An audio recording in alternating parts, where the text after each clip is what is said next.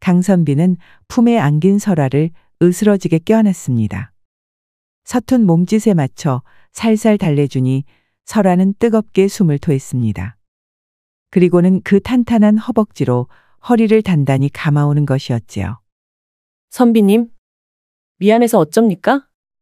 사내들처럼 산을 쏘다니다 보니 제 몸이 너무 딱딱한 것 같습니다.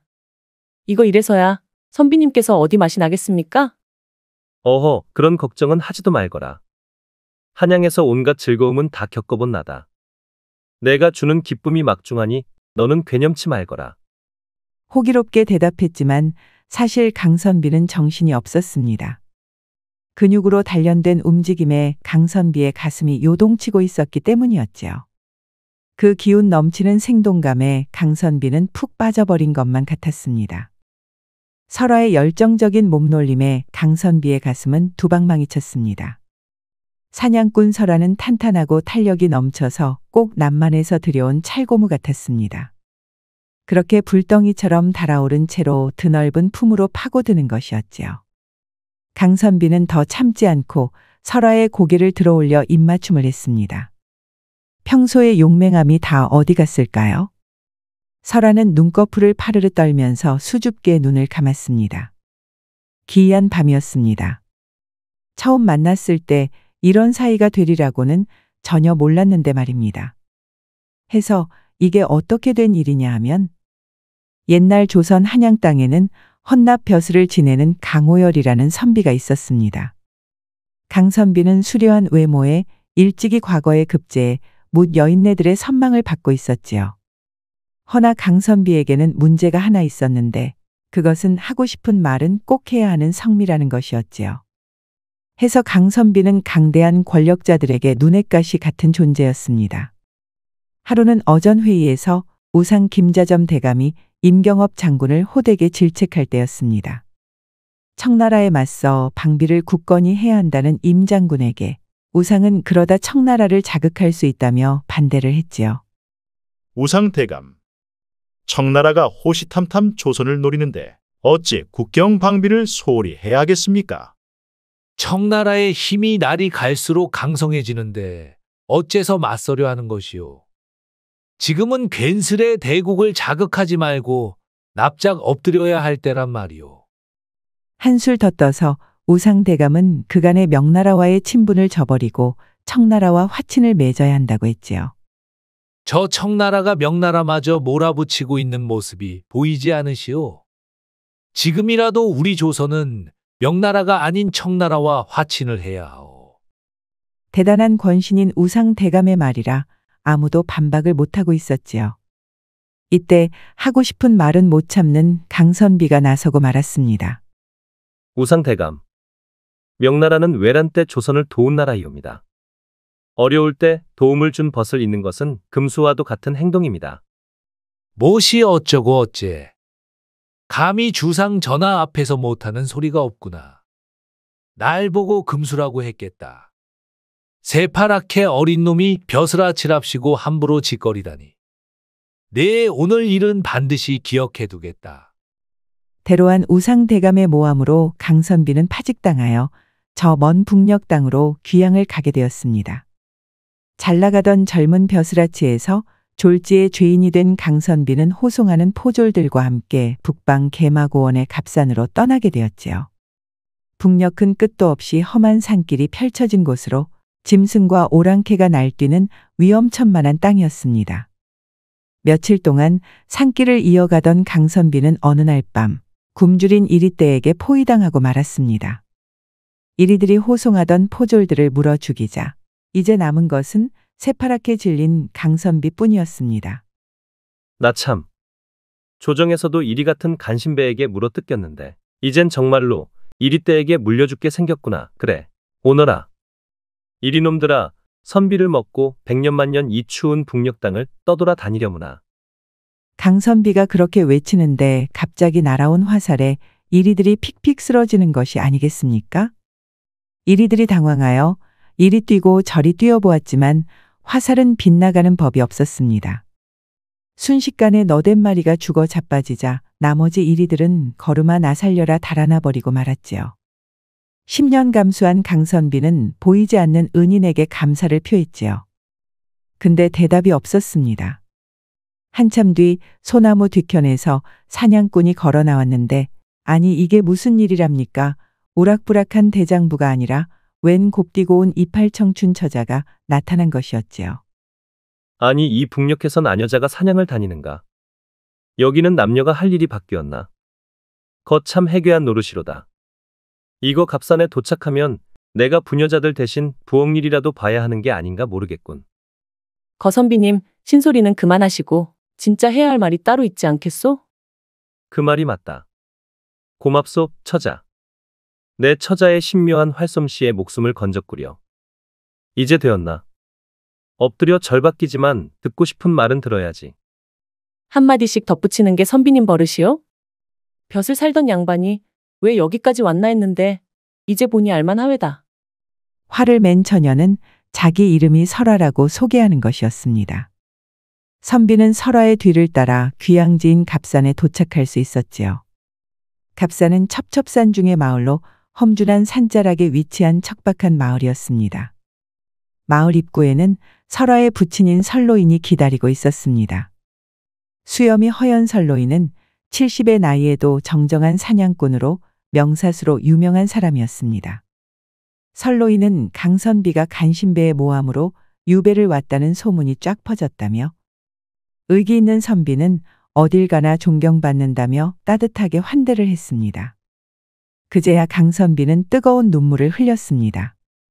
서울에서도 못 겪어본 정을 이 먼 오지에서 받게 된 터라 감회가 새로웠지요. 그렇게 강선비는 설로인의 집에서 설로인, 설화 부녀랑 함께 살게 되었습니다.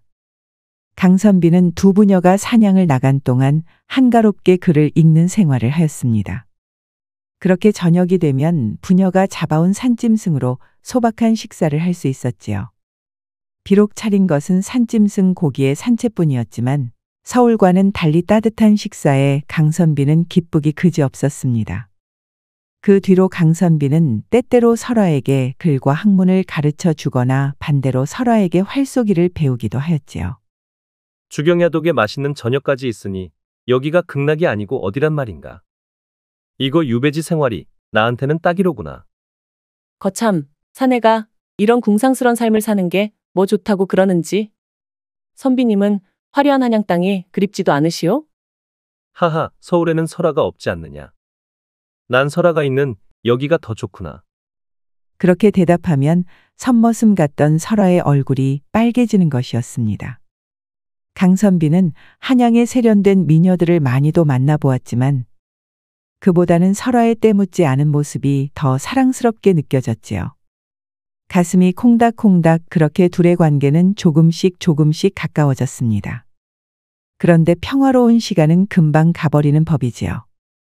갑산에도 어둠이 밀어닥치고 말았습니다. 결국 청나라와 명나라 두 대국 사이에 전쟁이 터진 것이었지요. 이에 조선에서도 명나라를 돕기 위해 병사를 보내야 했습니다. 이에 뛰어난 사냥꾼이 많은 갑산에서 활잡이들을 뽑아 보내야만 했습니다. 각 집안에서 한 명씩 활잡이를 뽑는 통에 나이가 많은 설로인이 병사로 뽑히고 말았습니다.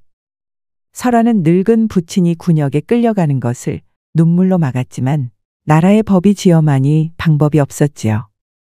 결국 설로인은 북방으로 향하는 군대에 합류해 마을을 떠나게 되었습니다. 떠나는 날 설로인은 딸애가 강선비를 잘 따른다며 설화를 잘 부탁한다는 말만 남기고 가야 했습니다.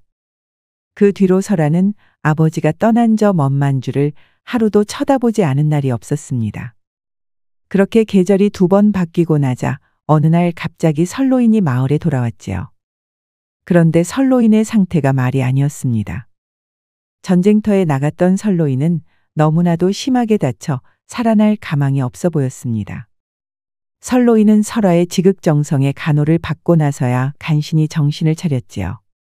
설화와 강선비가 머리맡에 다가오자 설로인은 놀랄 만한 이야기를 하는 것이었습니다. 설로인은 북방으로 향한 조선군이 전멸하고 말았다는 것이었습니다. 생존자라고는 심하게 다친 설로인뿐이었지요. 그런데 조선군이 전멸한 이유가 누군가가 군의 기밀을 누설한 탓이라는 것이었습니다. 조선군의 움직임이 낱낱이 청군에게 알려져서 미리 기다리고 있던 청군에 의해 풍비박산이 나고 말았던 것이지요. 헌데 설로인은 도망치다가 우연히 청나라 병사들의 말을 들었다는군요. 그 내용인 즉슨 조선군의 기밀을 누설한 배신자가 우상 김자점 대감이라는 것이었습니다. 듣고 있던 강선비는 피가 얼어붙는 것 같았습니다. 김자점 대감은 자신의 안위를 위해 국가의 기밀을 청나라에 팔아넘긴 것이죠. 금은보화에 청나라 벼슬까지 약속을 받은 우상대감은 조선군 병사들의 목숨을 모조리 팔아치운 것이었습니다. 이야기를 마친 설로인은 더 견디지 못하고 죽고 말았습니다. 상처가 너무 심해서 도저히 견뎌낼 수가 없었던 것입니다. 설아는 눈앞에서 돌아가신 아버지를 끌어안고 한참을 슬피 울었지요. 그리고 고개를 들어올린 설아의 눈은 복수심으로 불타고 있었습니다. 선비님은 따라오지 마시오. 여기서 얌전히 귀양을 살다 보면 행여사면 받을지 누가 알겠소? 허나 날 따라 우상을 치러 가면 선비님도 꼼짝없이 역적으로 몰릴 것이오. 역적으로 몰리는 것이 대수겠느냐. 내가 설로인에게 받은 은혜가 적지 않은데 어찌 그 복수에 동참하지 않겠느냐. 날 그렇게 의리 없는 사람으로 봤다면 실망이다. 거기다가 사모하는 여인이 복수를 하러 간다는데 어찌 사내가 몸을 빼겠느냐. 그 말에 설아는 더 참지 못하고 강선비의 품으로 뛰어들었습니다. 강선비의 사모한다는 말에 설아는 온몸이 녹아내리는 것 같았지요. 그렇게 불타는 밤이 지나고 서로에 대한 마음을 확인한 둘은 한시도 지체하지 않고 한양으로 떠났습니다. 한양 지리를 잘 아는 강선비는 설아를 안내해 우상대감의 저택으로 향했습니다. 바깥 경비가 삼엄했지만 몸이 날랜 설아는 소리 없이 담을 넘었습니다. 설아의 도움으로 강선비까지 저택에 숨어드니 마침내 우상대감의 사랑방이 눈앞이었습니다. 달빛이 비추자 장지문 너머로 우상의 그림자가 나타났습니다. 설아는 조금도 망설이지 않고 아버지의 원수를 향해 화살을 날렸지요. 화살은 우상의 그림자의 정통으로 박혔습니다. 그런데 쓰러져야 할 우상이 멀쩡한 것이 아닙니까? 의아해하고 있는데 아니 이럴 수가 우상이 껄껄껄 웃으면서 나타나는 것이었습니다. 그리고 장지문이 활짝 열리는데 그곳에는 우상 대신 철갑을 입은 청나라 무사가 있는 것이었습니다. 저택 곳곳에서 청나라 무사들이 쏟아져 나왔습니다. 이미 저택에는 우상이 내통하는 청나라 무사들이 잔뜩 있었던 것이었지요. 일이 틀어짐을 눈치챈 설아와 강선비는 청나라 무사들과 싸우면서 탈출했습니다. 그러나 청나라 무사들은 집요했습니다. 만약 둘을 놓쳤을 경우 우상대감이 청나라와 내통한 것이 들통나기 때문이었지요. 한참을 달아났으나 결국 강선비는 등에 화살을 맞고 흐르는 한강물에 빠지고 말았습니다. 그리고 아버지에 이어 연인 강선비까지 잃어버린 설아는 그대로 청나라 무사들에게 붙잡혀 우상대감에게 끌려가게 되었습니다. 활 하나 등에 메고 나를 죽이러 온 것이냐. 날고 기는 무사들이 그득한 내 저택에서 이거 아주 당돌한 연이로구나.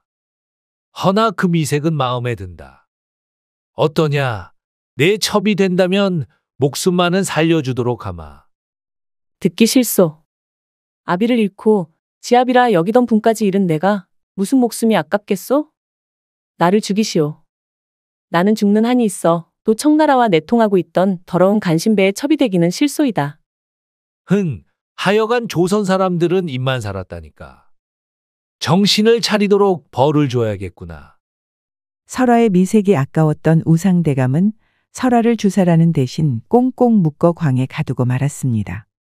엄동설안의 추위가 계속되는데 설아는 광에 갇힌 채 계속해서 모진 고문을 당했습니다. 한 달 사이에 설아는 피골이 상접한 몰골이 되었건만 절대로 우상에게 굴복하지 않았습니다. 내 몸의 고통은 견딜 수 있으나 낭군님 생사를 알 길이 없는 점은 가슴에 사무치는구나. 강선비님이 살았는지 죽었는지 그것만이라도 알면 좋으련만. 그런데 하늘도 무심하시지 설아의 고통은 이것이 다가 아니었습니다. 청나라가 병자호란을 일으켜 조선에 쳐들어온 것입니다. 한양 도성이 순식간에 난장판이 되었고 사방이 피난민으로 그득해졌지요. 에잉, 내가 몸을 빼기도 전에 청군이 밀어닥칠 줄이야. 여봐라, 걔 누구 없느냐? 당장 짐을 싸서 북으로 가야겠다. 마침 청나라가 조선을 배신한 우상을 위해 한자리를 마련해 놨다고 했지요. 이렇게 된 이상 조선에 더는 미련이 없는 우상은 청나라로 달아날 채비를 했습니다. 우상은 막대한 재산을 싣고 가솔들과 함께 청나라로 향했습니다. 그렇게 우상의 무리들은 쳐들어온 청나라 군세를 거슬러 북으로 향했습니다. 그리고 이 행렬에는 꽁꽁 묶인 채 맨발로 눈밭을 걷는 설화가 있었습니다. 끝끝내 굴복하지 않은 설화는 우상 대감에게 잡혀 청나라까지 끌려가게 될 판이었지요. 설화는 멍들고 상처난 몸으로 질질질 끌려가고 말았습니다. 점점 더 산길이 험해지고 어느새 설화의 고향인 갑산을 지나게 되었습니다. 갑산은 청나라 군사들이 불을 질러 모두 타버리고 재만 남았습니다. 설화는 폐허가 된 고향 땅을 보며 눈물을 흘렸습니다. 갑산에 도착한 우상은 청나라 군세와 합류하였습니다. 이 군대는 조선 팔도에서 잡아온 포로들을 청나라로 실어보내는 부대였습니다.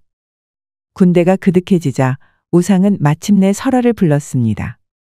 설화에게 내첩이 될지 아니면 저 흉악한 군대에게 붙들려 청나라의 노비로 끌려갈지 결정하라는 것이었지요. 허나 설화의 마음은 변치 않았습니다. 매국노에 첩이 될 바엔 죽겠다고 대답했지요. 화가 치민 우상이 칼을 뽑아들었습니다. 내 것이 되기 싫다면 차라리 죽으라고 말한 우상은 금방이라도 설화를 베어버릴 기세였습니다. 그때 갑자기 주변이 소란스러워지더니 숲속에서 조선 병사들이 활을 쏘며 몰려드는 것이 아니겠습니까? 갑작스런 기습에 청나라 군대는 별 저항도 못하고 픽픽 쓰러지기 시작했지요. 믿었던 청군이 쓰러지자 당황한 우상은 황급히 주변을 둘러보았습니다. 아니 이럴 수가. 죽은 줄만 알았던 강선비가 나타나는 것이 아닙니까?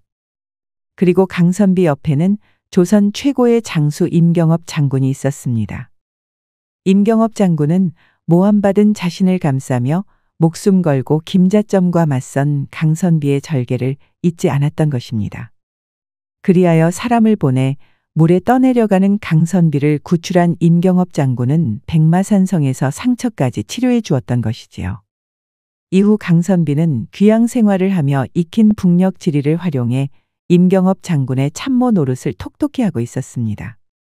자네 말대로 청군이 갑산에 포로를 모으고 있었네.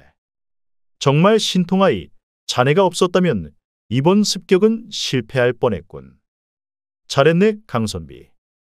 아닙니다, 임경업 장군. 장군의 귀신 같은 병사들이 아니라면 어찌 청군과 맞서 싸울 수 있겠습니까?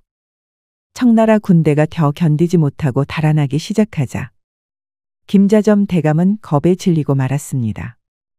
들고 있던 칼까지 집어던진 우상은 걸음아 날 살려라 달아나기 시작했지요. 허나 강선비는 김자점 대감은 안중에도 없었습니다. 사랑하는 설화를 찾아 눈밭을 헤매었지요. 마침내 강선비는 사랑하는 설화가 눈밭에 쓰러져 있는 발견했습니다. 달려온 강선비는 설화를 묶은 밧줄을 풀어주었습니다. 꿈에도 보고 싶던 그녀를 품에 안으려는데 설화가 쏙 빠져나가는 것이었습니다. 설화는 그립던 낭군을 껴안는 대신 활과 화살부터 꺼내드는 것이었지요. 강선비가 의아해하는 찰나 설화는 강선비의 활을 당겨 김자점을 겨눴습니다. 그리고 단 한 발로 김자점을 쐈으니 백발백중의 화살이 그대로 김자점을 꿰뚫어 버리는 것이었습니다. 그렇게 조선 팔도를 주무르던 악적 김자점 대감은 설화의 화살을 맞고 불귀에 객이 되고 말았지요. 설화는 아버지의 원수를 갚고 나서야 강선비를 얼싸안습니다. 낭군님, 참으로 보고 싶었습니다. 낭군님은 설화가 보고 싶지 않으셨나요? 보고 싶었다마다. 아니, 근데 사실 내가 보고 싶지 않았다고 말할 수 있겠나?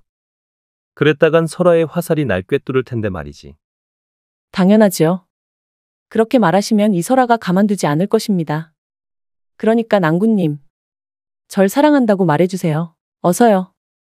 엎드려 절 받기지만 들을 말은 들어야겠지. 사랑한다 설아. 평생 함께 하자꾸나. 하여간 하고 싶은 말은 못 참는 강선비님. 저도 사랑합니다. 이후 설아와 강선비는 맺어지게 되었습니다. 그 뒤로 임경업 장군의 군대에 합류한 강선비와 설아는 병자호란과 정묘호란 동안 청나라 군대에 맞서 혁혁하게 공을 세웠다고 합니다. 그렇게 두 사람은 부부 장수가 되어 많은 공을 세웠지만 이윽고 두 차례의 호란이 끝나고 세상이 평화로워지자 감쪽같이 사라져 다시는 나타나지 않습니다. 허나 개마고원의 마을들에는 강호열 선비와 설아가 청군과 맞서 싸운 이야기들이 여럿 전해진다고 합니다.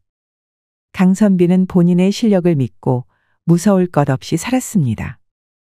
하지만 사랑하는 사람이 생긴 다음에야 신중함과 지혜를 배울 수 있었지요. 그 지혜로 복수와 사랑 모두 이뤘으니 참으로 다행인 일입니다.